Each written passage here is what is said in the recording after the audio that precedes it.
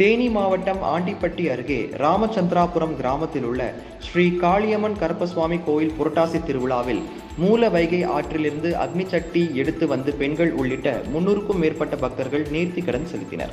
ஆண்டிப்பட்டி அருகே ராமச்சந்திராபுரம் கிராமத்தில் உள்ள 400 ஆண்டுகள் பழமையான ஸ்ரீ காளியம்மன் கருப்பசுவாமி கோவிலில் புரட்டாசி திருவிழா ஆண்டுதோறும் வெகு விமர்சையாக நடைபெறுவது வழக்கம். அதன்படி இந்த ஆண்டு புரட்டாசி திருவிழாவை முன்னிட்டு 2ஆம் நாள் நிகழ்ச்சியாக பக்தர்கள் அக்னி சட்டி எடுக்கும் நிகழ்ச்சி நடைபெற்றது.